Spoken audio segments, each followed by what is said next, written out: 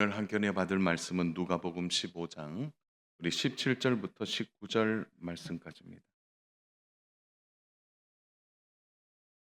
우리 누가복음 15장 우리 17절부터 19절 말씀입니다.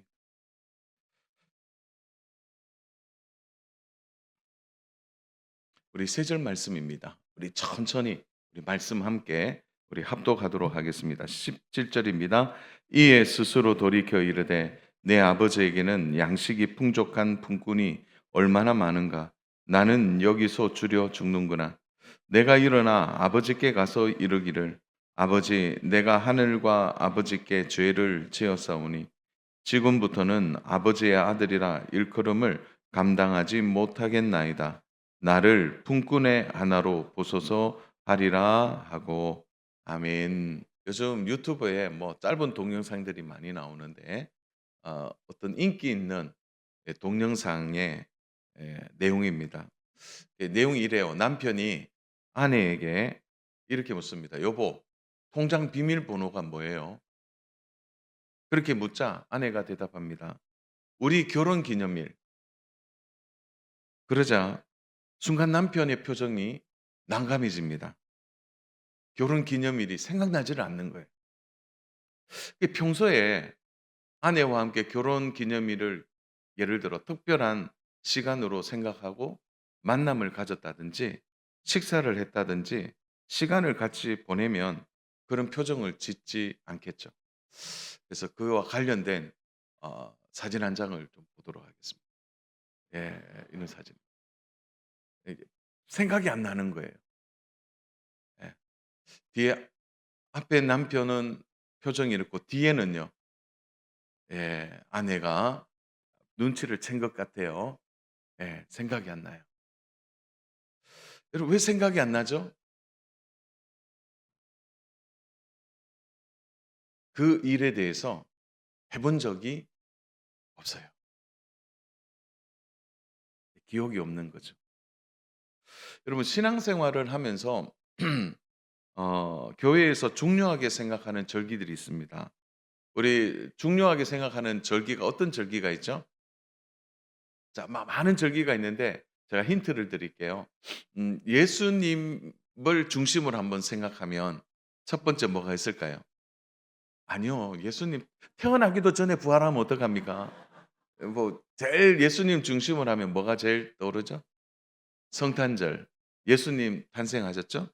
그리고 난 뒤에 그리고 또 뭐가 있습니까? 부활절 전에 고난 주간. 그다음에 부활절이 있죠.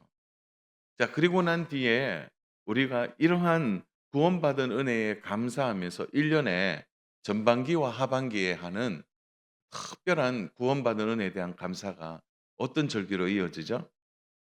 맥주 감사 주일과 추수 감사 주일로 이어지죠. 교회에서 이렇게 중요하게 생각하는 절기들이 있어요. 절기들이. 그러면 우리 질문해 봐야 돼요. 왜 교회에서는 절기를 매년마다 이렇게 반복하면서 지켜야 할까요? 절기를 지키는 가장 중요한 이유는 뭐죠? 그렇죠. 절기는 예수님과 관련되어 있고요. 그리고 절기를 기억함으로 인해서 우리가 왜 신앙생활 하는지를 분명하게 알게 하기 때문에요. 그래서 종교개혁자 칼빈은 이렇게 얘기했습니다. 절기를 지키는 것이 왜 중요한지 두 가지로 얘기했거든요. 우리 칼빈의 이야기를 같이 한번 읽어보겠습니다. 시작. 절기를 지키는 것은 예수님을 기억하고 성도들의 연약함을 돕는데 유익하다. 자, 첫 번째 절기를 지키는 이유가 뭐라고요? 기억하는 거예요. 절기 하나하나에 예수님과 관련되어서 그걸 기억하고, 두 번째로는 성도들의 연약함을 돕는 데 유익하대요. 왜냐하면 성도들이 신앙생활하다가 연약해지고 어려워질 수 있잖아요. 그때마다 이 절기가 마디마디에 있는 거죠. 그러면서 우리가 왜 신앙생활하는지, 왜 신앙생활이 중요한지를 알게 만드는 거죠. 그래서 중요하다는 거죠.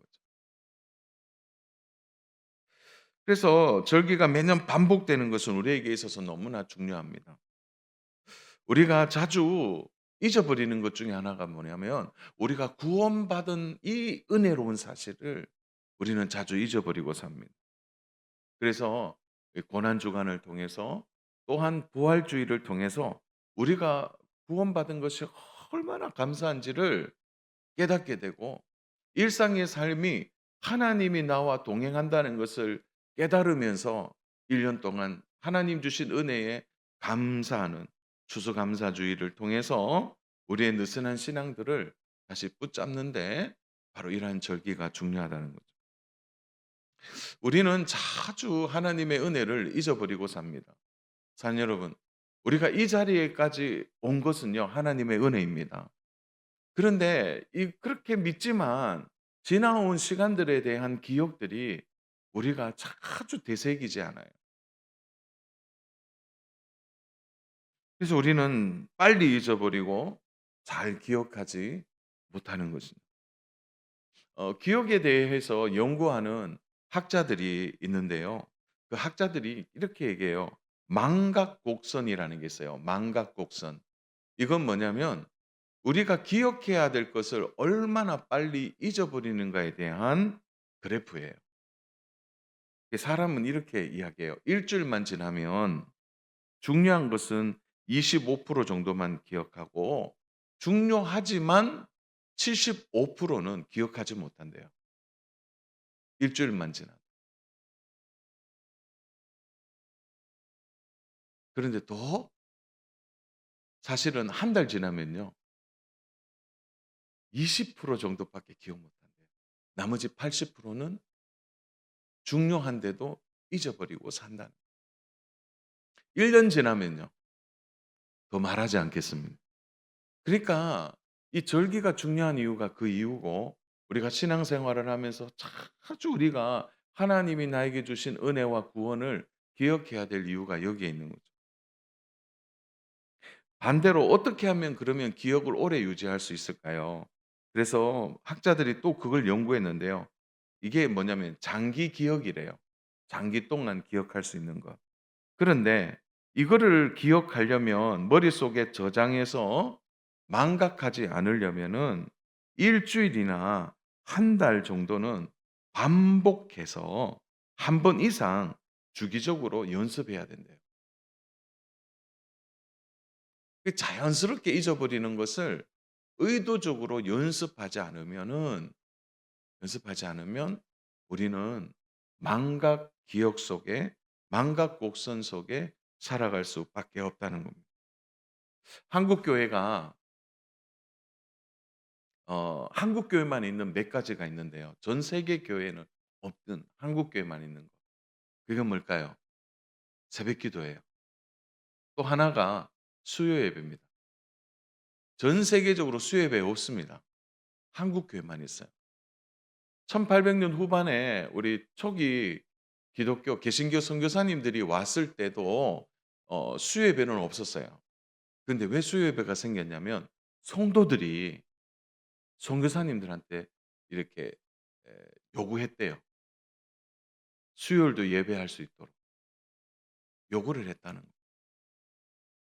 그래서 원래 수요 예배의 취지가 뭐냐면요. 어 주일 동안 신앙생활 하려니 이 신앙생활이 너무 느슨해진다는 거예요. 하나님 은혜를 얼마나 빨리 잊어버리고 사는지. 그래서 성도들이 선교사님들 보고 "제발 수요 예배 좀 드리게 해 달라."고. 그렇게 해서 처음에는 수요 기도회에 있다가 나중에는 수요 저녁 예배로 전환이 된 거예요. 주일 예배만으로도 부족함을 느끼는 겁니다. 그래서 1900 초반부터 수요 예배를 통해서 느슨한 신앙생활을 다시 다잡고 또 하나님에 대한 구원받은 은혜의 기억들을 되새기기 위해서 수요 예배가 시작된 거예요. 그래서 한국에 인제 있는 학자들이 그런 얘기를 해요. 기독교 학자들이 수요 예배를 어떻게 표현하냐면은 긴 빨랫줄에 빨래를 걸면 빨랫줄이 어떻게 되죠? 쭉 처지게 되는 거죠. 그럴 때 그 중간에 지지대를 놓고 V자로 된 나무, 그걸 가지고 어떻게 하죠? 위로 탁 올리면 빨랫줄이 어떻게 됩니까? 팽팽해진다는 거예요. 그게 수요예배래요, 수요예배. 네, 그래서 잊지 말라라는 거예요. 신앙의 리듬을 다시 되찾고, 또한 하나님이 나에게 주신 구원의 은혜들을 기억할 수 있도록 만드는 귀한 일이, 바로 그거라는 거죠. 그래서 오늘 우리가 함께 좀 생각해야 볼 게 있습니다. 그것은 한 탕자의 신앙 회복이 어떻게 일어났는지에 대한 이야기입니다. 그는 모든 것을 탕진하고 더 이상 살고 싶은 마음조차 없고 굶어 죽어가는 절박한 상태에 있었던 탕자가, 모든 것이 이제 마지막인 그에게 있어서 딱 한 가지, 그가 그 한 가지 때문에 다시 일어나게 된다는, 자기 인생 전체에 반전을 준 단초가 있다는 거죠. 그게 뭘까요? 바로 아버지를 기억하는 것이었습니다. 아마 오늘 이 자리에 우리 성도님들 가운데 신앙생활 하시고 지금 여러분의 상황이 아마 다 다양할 겁니다. 그러나 오늘 이 말씀은 어떤 상황, 어떤 처지에 있든지 간에 오늘 이 말씀은 우리의 신앙의 반전을 이루고 우리의 신앙을 다시 회복하는 데 있어서 너무나 중요한 영적인 공식과도 같은 말씀입니다. 오늘 이 말씀 붙잡기를 주님의 이름으로 축복합니다. 그러면 저는 오늘 두 가지 얘기를 좀 하려고 해요. 첫 번째로는, 그러면 어떤 은혜를 우리가 입어야 되느냐? 첫 번째는 잘 기억해야 합니다. 어떤 기억요? 그 바로 아버지는 풍성하시다라는 기억을 우리가 망각하지 말아야 한다는 겁니다.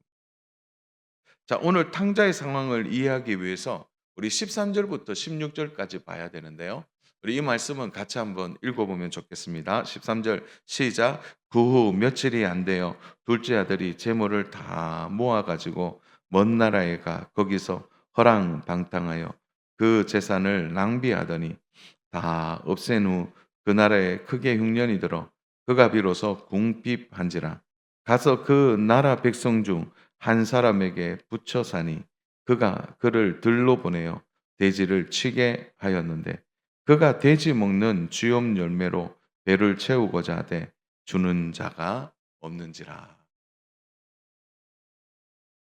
자, 이 탕자의 꿈은 뭐였냐면 아버지로부터의 독립이었어요. 그래서 아버지로부터 재산의 절반을 받아 나오죠. 자신의 몫을 챙겨 나옵니다. 대단합니다. 대단하죠. 그런데 그가 어떻게 됐습니까? 그렇게 독립을 꿈꾸던 자가요, 지금 15 절에 보니까 한 사람에게 붙여 사는 처지가 돼 버렸습니다. 그뿐만이 아니죠. 그럼 우리가 오늘 말씀을 읽으니까 굉장히 입체감이 없어요. 그러나 오늘 이 말씀을 읽는 유대인들에게는요, 기가 막힐 이야기예요. 왜 그러냐면 유대인들에게 있어서 가장 부정적인 동물이 누구냐면 돼지예요, 돼지. 그러니까 부정한 동물 곁에 가지를 않아요. 근데 오늘 이 독립을 꿈꾸던 남자가 어떻게 됩니까? 아유, 독립을 꿈꿨는데 오히려 한 사람에게 매여 버렸어요. 잡혀 버렸어요. 동시에 어떤 일이 일어나죠? 부정한 동물을 치는 직업을, 이 직업이라고 하기는 좀 미천하겠죠. 그냥 그 동물과 함께 생활하는. 더 기가 막힌 거는 돼지가 먹는 음식을 먹어야 생존하는데 그것조차도 안 되는 상황입니다. 그러니까 이거 뭐 어떻게 설명해야 됩니까? 이와 같은 바닥, 아니 바닥 중에도 더 내려갈 수 있는 바닥이 없는 사람인 거예요. 그가 탕자입니다. 여러분, 그가 자존심이 없었을까요? 독립을 꿈꾸던 자인데. 근데 한 사람 앞에 붙여 살아야 돼요. 자존심 내려놨어요. 그리고 마지막 그의 종교심마저도 부정한 동물과 함께 생활해요. 이쯤 되면요. 사람이 정신을 놔 버립니다. 정신 놓고 살아요. 그런 그가 한 가지가 생각이 난 거예요. 17절, 17절 같이 읽겠습니다. 시작. 이에 스스로 돌이켜 이르되 내 아버지에게는 양식이 풍족한 품꾼이 얼마나 많은가. 나는 여기서 주려 죽는구나. 이 탕자가 한 가지는 기억한 거예요. 한 가지는 기억을 한 겁니다. 어떤 기억을 한 겁니까? 여기서 보니까 스스로 돌이켜 이르되, 이 말은 스스로 돌이켰다는 거죠. 스스로. 자, 고개 들어서 보시겠어요? 스스로 돌이켰다라는 말을 오늘 우리가 잘 이해하셔야 됩니다. 왜냐하면 오늘 모든 키가 여기에 있어요. 스스로 돌이켰다라는 말은 문자적으로 보면은 정신을 차렸다는 뜻입니다. 그런데, 그런데 더 깊은 원문의 말씀은 뭐냐면, 원문으로 들어가 보면 정신을 차렸다는 데서 더 깊이 들어가요. 뭐냐? 정확한 번역은 이거예요. 제정신이 돌아왔다. 탕자가 제정신이 돌아온 거예요.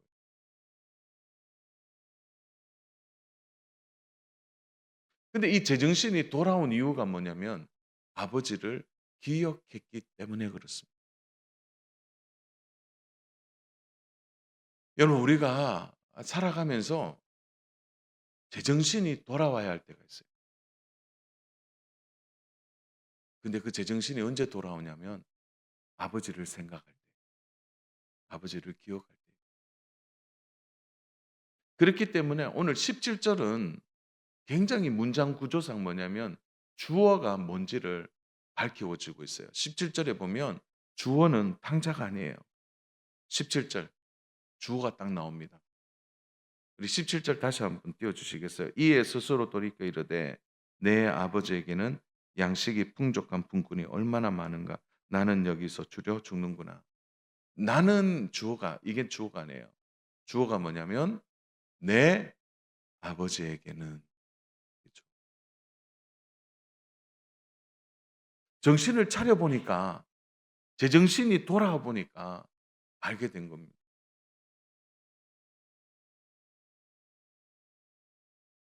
아버지를 생각하니까 이제 정신이 막 돌아온 겁니다. 인간적으로 너무 굶으니까, 너무 배고프고 힘들고 서러워서 아버지가 생각난 게 아니에요. 여러분, 여기에 매우 중요한 키워드가 있습니다. 그것은 아버지에 대한 인식 자체가 달라진 겁니다. 탕자의. 그전의 아버지와 지금 탕자가 말하는 아버지는 전혀 달라요.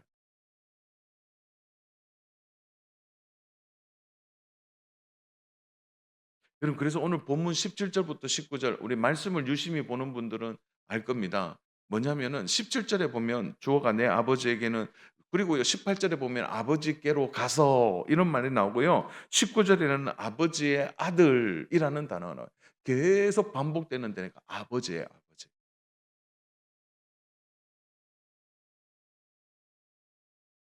여러분, 우리 한 가지 짚고 넘어가야 합니다. 탕자가 어느 날 갑자기 너무 서러워서 '내가 이렇게 사나 봐나. 내가 우리 아버지는 얼마나 잘 사는데 내가 다시 돌아갈 거야.' 여러분, 그런 마음 때문에 제정신으로 돌아온 걸까요? 탕자가 너무 서러우니까 어느 날 갑자기 하루 만에 아버지가 생각이 나서 그렇게 돌아온 것 아닙니다. 여러분, 이 문장 구조가 어떻게 되어 있냐면요. 이 말씀이 미완료 과거형으로 되어 있어요.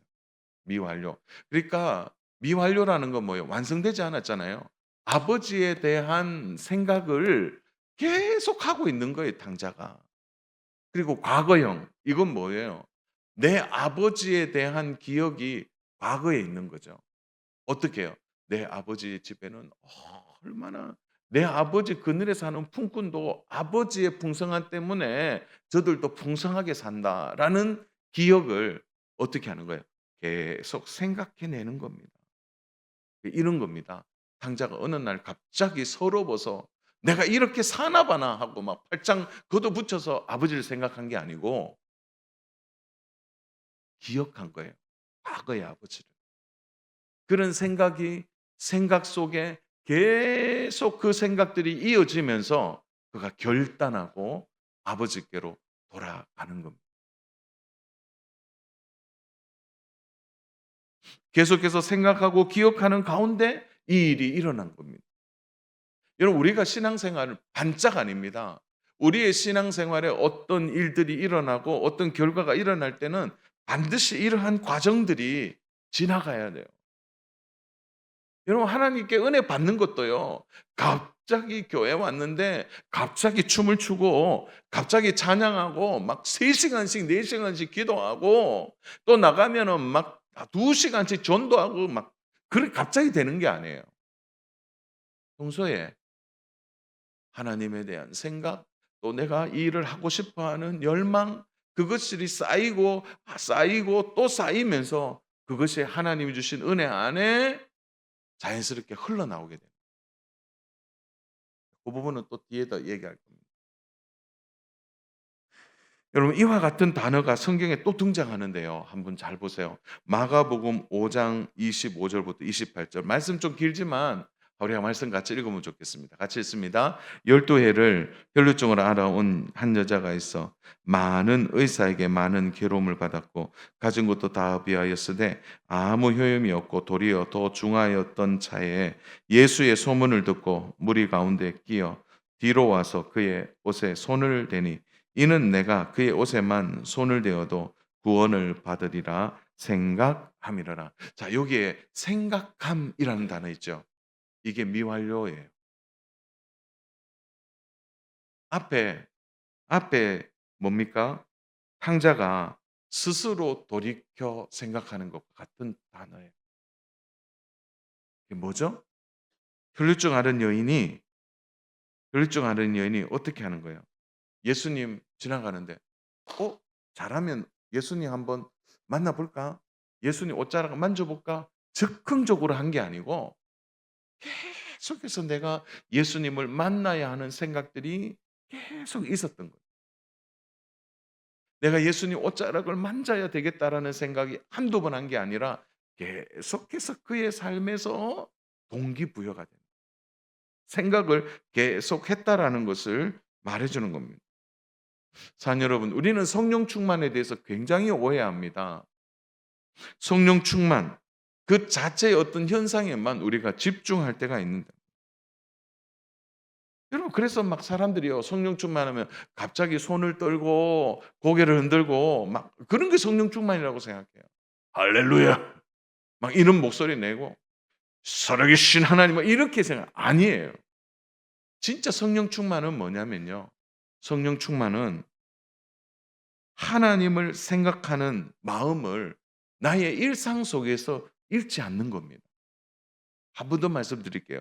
진짜 성령 충만은 내 생활 안에서요. 하나님을 생각하는 마음을 잃지 않는 것, 잊어버리지 않고 생활하는 겁니다. 그 예를 들면 이런 거예요. 아침에 막 급하게 어휴 지각인데 큰일 났네. 막 급하게 아침에 나왔어요. 그리고 엘리베이터 눌러서요. 한 번 누르지 않죠. 바쁘니까 또 세 번 막 누르고 내려와서 어떻게 해요? 차 타고 난 뒤에 차 타고 안전벨트 매고 운전대 잡고 하나님 오늘도 나를 도와주세요.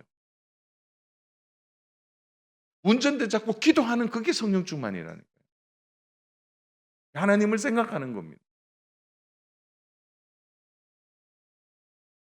출발하기 전에 바쁜데 잠깐 멈추고 기도하는 거예요.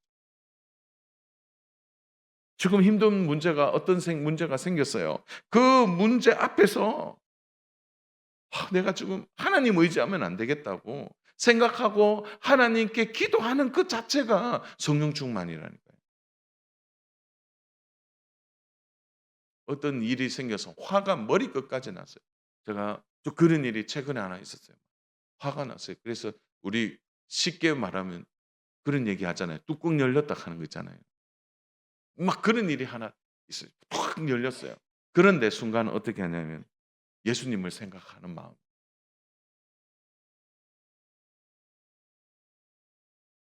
좀 뚜껑 열린 일이 좀 최근에 하나 있었어요. 우리 들어오는 도로에 보면 우리 교회 표지판 있잖아요. 그걸 누가 그걸 이렇게 해서 표지판 그 위가 쭉 떨어질 뻔해요 지금. 떨어지려고 막 하는 거예요. 아니 그러면 와서 얘기를 해야 되잖아요. 내가 부딪혔다고. 입을 싹 닦아요. 근데 제가 심증은 가는데 지금 물증이 없는 한 단체가 있어요 앞에. 근데 뚜껑이 막 열리는 거예요. 그런데도 예수님을 생각하는 거죠.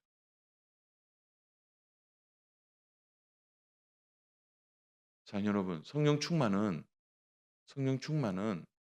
어떤 현상이 아닙니다. 내 생활 속에서 나의 삶에서 내 생각이 계속 예수님과 함께 머무는 것. 성령 충만. 이 탕자가 제정신으로 돌아온 겁니다. 근데 단번에 돌아온 게 아니에요. 계속 생각하는 가운데 그가 돌아온 겁니다. 아버지가 어떤 분인지를 생각한 것입니다. 그러니까 탕자의 일성이 뭡니까? 탕자의 일성 17절 이에 스스로 돌이켜 이르되 내 아버지에게는 양식이 풍족한 품꾼이 얼마나 많은가 나는 여기서 주려 죽는 거야. 첫 탕자의 일성이 이거예요. 내 아버지는 풍성하신 분이시다.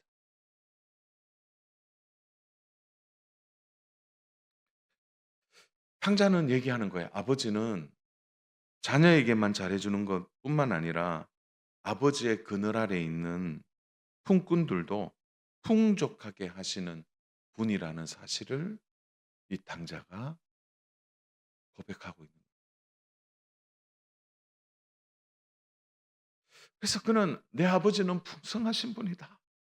그 생각이 그의 결단을 일으킨 겁니다. 이것이 탕자의 인생 전체를 바꾸는 중요한 단초가 된 거죠. 자녀는 우리는 신앙생활하면서 우리는 너무 자주 우리의 과거를 잊어버리고 살아요. 하나님이 나에게 어떻게 하셨는지. 자녀 여러분, 하나님이 여러분들을 어떻게 해주셨어요? 과거에. 여러분 잊어버리고 살기에는 너무 많은 하나님의 은혜가 있지 않았습니까? 고비고비마다 죽을 것 같고 힘들 것 같은 순간순간마다 여러분 하나님이 여러분 붙잡고 오늘까지 오지 않으셨어요. 근데 우리는 조금만 우리 일상에서 뭔가가 잘 되고 조금 뭔가가 편안해지고 그러면 금방 과거는 잊어버려요.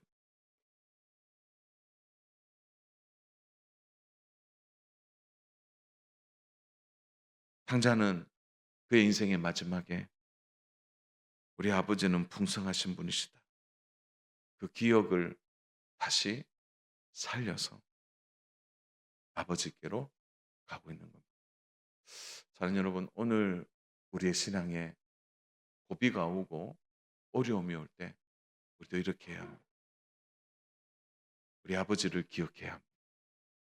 내가 어떻게 구원받았고 내가 어떤 은혜를 입고 살았는지를 다시 생각하고 아버지 앞에 나가야 합니다. 지금 어떤 상황, 어떤 형편에 있는지 모르겠습니다. 그러나 지금 오늘 이 자리에까지 온 거 잘 생각하셔야 합니다. 하나님은 어떤 분이십니까? 자녀 여러분, 아버지의 손이 풍성하다는 거 믿으셔야 합니다. 그리고 그 아버지 앞에 다시 나와야 하는 하나님께서 여러분을 붙드는 은혜가 있기를 주님의 이름으로 축복합니다. 두 번째로 좀 생각할 것은 그 기억이 생각 안에서 계속 되새김질 되면서 이 탕자에게 중요한 것은 아버지는 풍성하시다라는 기대감이 그에게 있었다는 겁니다. 자, 탕자는 아버지께 돌아가면서 어떤 대우를 받을지 자신의 생각을 드러냅니다. 자, 탕자의 기대가 뭘까요? 우리 18절 19절 같이 읽습니다. 시작. 내가 일어나 아버지께 가서 이르기를 아버지 내가 하늘과 아버지께 죄를 지었사오니 지금부터는 아버지의 아들이라 일컬음을 감당하지 못하겠나이다. 나를 품꾼의 하나로 보소서 하리라 하고. 자, 탕자의 속마음을 보십시오. 그 속마음이 그대로 말하죠. 어떻게 합니까? 내가 아버지께로부터 어떤 대우를 받든지 나는 할 말이 없다. 어떤 처분도 아버지는 정당하다는 것을 이 탕자는 말하고 있는 겁니다. 그저 할 말이 없고 면이 안 서서 아버지 앞에서 그냥 하는 말처럼 들어서는 안 됩니다. 여러분 탕자가 결단하고 있는 겁니다. 여러분 탕자가 뭐라고 하냐면 아버지에게 고용된 품꾼의 하나로 보더라도 나는 마땅하다. 이 말을 어떻게 들으십니까? 그저 예절 바른 말로 들리세요? 자기가 잘못했으니까. 여러분 그 말 아닙니다. 이 말에는 그 당시의 배경이 숨어 있어요. 왜냐하면 당시에는요. 집안에서 일하는 종들이 있었습니다. 그리고 여기서 말하는 품꾼은 어떤 종류냐면요. 주인이 밖에 나가서 하루 일당을 주고 고용하는 품꾼이에요. 여러분 혹시 포도원의 비유를 기억하시죠? 아침에 온 품꾼, 저녁에 다 돼서 온 품꾼. 그건 뭡니까? 주인이 나가서 그냥 하루 고용하는 품꾼들이에요. 여기에 표현이 뭐냐면 이 품꾼은 뭐냐? 이 탕자가 지금 말하는 품꾼은 뭐냐면 바로 고용되는 하루에 품삯을 주고 고용하는 품꾼이라는 얘기입니다. 그러면 탕자가 지금 뭐라고 말하는 겁니까? 아버지의 집에 있는 종이 되게 되어도 된다 이렇게 말하는 거예요. 그러면 얼마나 좋겠어요. 그러나 뭐냐면 아버지 집에서 일하는 종도 주인과 관계가 되어 있어요. 근데 이 품꾼은 주인과 관계가 없는 사람. 이 탕자가 어디까지 나가는 겁니까? 나는 아버지와 관계가 없는 사람이란.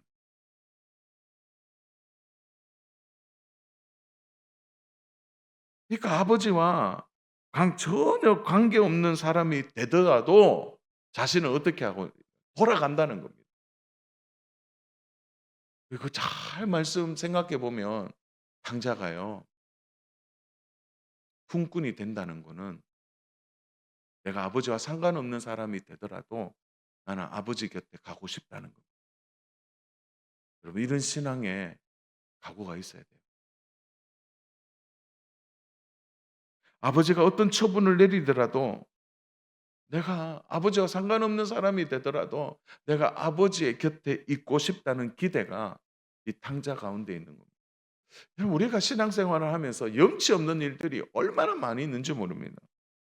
여러분 그런데에도 불구하고 염치가 없더라도 아버지와 상관없는 상태에서도 아버지의 곁에 있고 싶다라는 이 기대 이게요. 사람을 살립니다.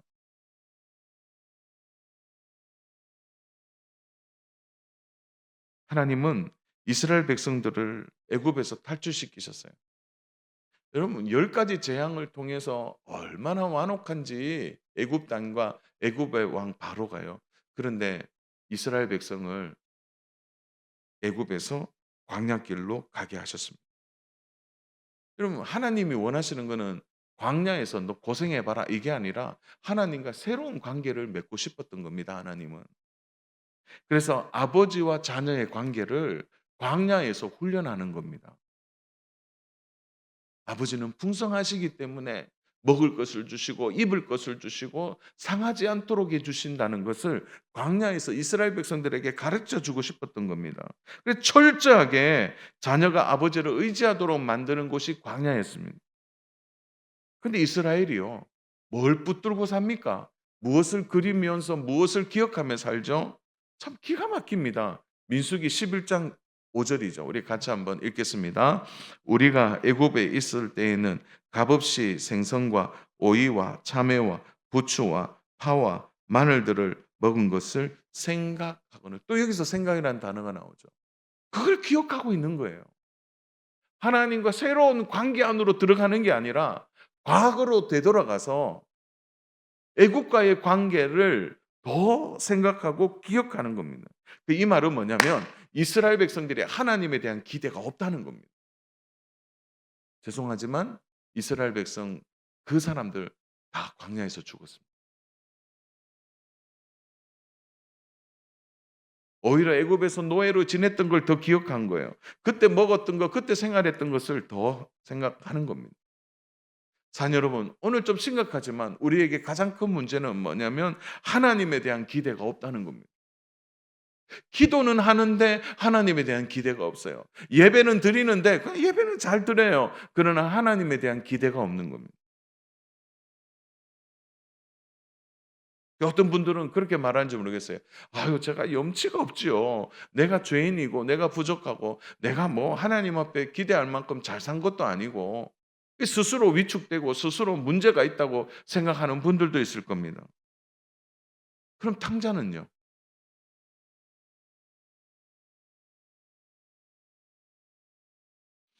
잘 들으셔야 돼요. 자신의 부족함과 실수가 있음에도 불구하고, 탕자는 아버지를 불신하지 않잖아요. 아버지 앞에 나가는 겁니다.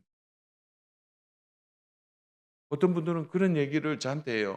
목사님, 제가 부족한 자인데 내 기도를 하나님 들어주실까요? 그렇게 말씀하는 분도 계세요. 자녀 여러분, 우리가 하나님을 기대하는 것은요, 나의 부족한 상황이나 내 상황이 아니라 우리가 하나님을 기대하는 것은 하나님의 성품에 있다는 것을 믿어야 합니다. 부족함에도 불구하고, 연약함에도 불구하고, 여전히 신실하시고, 부족하지만 우리를 받아주시는 하나님의 신실한 언약이 우리 가운데 작동하고 있다는 것을 기억해야 합니다. 다시 일어나야 되는 거예요. 상자가 염치가 없다고 해서 하나님 앞에, 아버지 앞에 안 나가면 어떻게 될까요? 그는 품꾼으로 불리더라도, 아버지와 상관없는 사람이 되더라도 아버지께 나아가는 것, 그게 믿음입니다. 자, 여러분, 그 탕자의 아버지가 오늘 좋으신 우리 아버지십니다. 오늘 우리의 필요한 것, 부족하지만 우리가 하나님을 기대하고 부족한 모습 그대로 받아주시는 아버지께 나아가기를 축복합니다. 지금 어려운 시대를 살고 있습니다. 그때나 지금은 다를 수 있지만 자녀 여러분, 여전히 우리의 믿음의 방식은 같습니다. 자녀 여러분, 어렵습니까? 기억하십시오. 과거에 하나님 어떤 은혜를 주셔서 오늘 이 자리까지 오게 됐는지. 여러분, 오늘까지 하나님의 인도하심이 있기 때문에 우리가 지금 예배를 드리고 있지 않습니까? 사랑하는 여러분, 하나님의 선하심을 믿으시기를 바랍니다. 하나님 풍성하신 분이십니다.